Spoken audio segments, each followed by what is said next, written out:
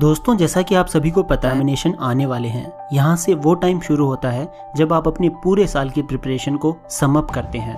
अब वो टाइम यहाँ से स्टार्ट होता है जब आप अपने प्रिपरेशन को ट्रैक करते हो, उसे एनालाइज करते हो कि आप अभी किस लेवल पे हो और आपको कौन से पेपर में कौन से टॉपिक पे काम करने की ज़रूरत है। दोस्तों, आपकी प्रिपरेशन को ट्रैक करने का और एनालाइज करने का सबसे बेस्ट तरीका है सैम्पल पेपर।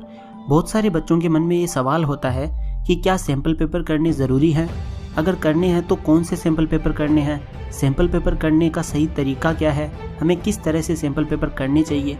अभी सैम्पल पेपर के रिगार्डिंग बच्चों के मन में काफ़ी तरह के ढेरों सवाल हैं और वो कंफ्यूज हुए पड़े हैं। इसलिए मैंने सोचा क्यों ना इस बारे में डिटेल में बात की जाए ताकि आपके मन में इस रिगार्डिंग जितने भी क्वेश्चंस हैं वो सोल्व हो जाएं। एक सिंपल सी बात जो मैं आपको बताना चाहता हूँ वो ये है कि सैम्पल पेपर करने काफ़ी ज़रूरी हैं ताकि आपको एग्ज़ाम पैटर्न का पता चल सके।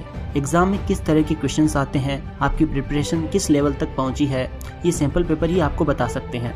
सैम्पल पेपर करने से आपको इन सब चीज़ों के बारे में पता चलता है और आपकी प्रिपरेशन को एक्स्ट्रा बूस्ट मिलता है। और सबसे इम्पोर्टेंट ये होता है कि जब आप 3-4 सैम्पल पेपर कर लेते हो तो आपके अंदर से एग्ज़ाम में आने वाले पेपर को लेकर के सारा हेजिटेशन और सारा डर खत्म हो जाता है। आप यूज्ड टू हो जाते हैं उसके और फिर एग्ज़ाम में रिलैक्स होकर लिख पाते हो। वहाँ आपके हाथ पैर नहीं फूलते क्योंकि आपने ऑलरेडी सब देखा होता है कि पेपर का पैटर्न क्या है, पेपर में किस तरह के क्वेश्चंस आएंगे, आपको सब पता है। उसमें किस तरह के सवाल आएंगे पेपर में, ये भी आपको पता है। आपके लिए फिर वो नया नहीं रह जाता है। आइए आपको एक एग्जांपल देता हूँ। मान लो कि आप स्कूल में हो और आपके स्कूल के टीम का क्रिकेट मैच किसी दूसरे स्कूल के क्रिकेट टीम से है और आप अपनी स्कूल के टीम का हिस्सा हो। मान लो कि आपकी टीम को बोला जाए कि आप बिना प्रैक्टिस के सीधा मैच खेलने उतरोगे, तो उस वक्त आपकी और आपकी टीम की क्या हालत होगी और कॉन्फिडेंस कितना गिरा हुआ होगा, क्योंकि आपने प्रैक्टिस नहीं की और आप सीधा मैच खेलने जा रहे हो, वो भी डिसाइडर। तो आपको इस एग्जाम्पल को सीधा यहाँ से रिलेट करना चाहिए। सैम्पल पेपर आपके प्रैक्टिस मैच की तरह है और बोर्ड एग्जाम एक फाइनल मैच की तरह है। तो दोस्तों, अब अगर बात करें कि कौन से सैम्पल पेपर आपके लिए बेस्ट होंगे, तो जैसा कि मैंने एनालाइज किया है, क्वेश्चन पैटर्न्स और सारे फीचर्स को देखते हुए आपके लिए ओसवाल के सैम्पल पेपर्स सबसे बेस्ट होंगे, क्योंकि इसमें वो सारी चीज़ें इंक्लूड की गई है जो कि एक टॉपर स्टूडेंट की तरह आपको अप्रोच करने में मदद करेगी। इनके सिलेबस को CBSE के न्यू सिलेबस के अकॉर्डिंग डिज़ाइन किया गया है। Visual case based questions, MCQs and passage based questions भी इसमें इंक्लूड किए गए हैं। CBSE के प्रीवियस ईयर में पूछे गए सारे क्वेश्चंस को सोल्ड पेपर्स के जरिए इसमें दिया गया है और साथ ही साथ टॉपर्स की आंसर शीट भी इसमें इंक्लूड की गई है, जिसे देखकर आप समझ सकते हो कि टॉपर जो है उसने किस तरह से आंसर लिखे हैं। कंसेप्ट्स को समझाने के लिए इसमें माइंड मैप्स को भी इंक्लूड किया गया है। इनकी बुक जो है वो हाइब्रिड एडिशन में आती है, यानी प्रिंटेड तो है ही, साथ में मोबाइल या लैपटॉप के जरिए क्विक रिवीजन के लिए QR कोड भी दिया गया है हर चैप्टर का, और साथ ही साथ इसमें NCERT की इन डेप्थ वीडियोस को भी इंक्लूड किया गया है। इस तरह के ढेर सारे फीचर्स आपको इस बुक में मिल जाएंगे जो आपको एक्स्ट्रा ऑर्डिनरी मार्क्स लाने में हेल्पफुल साबित होंगे।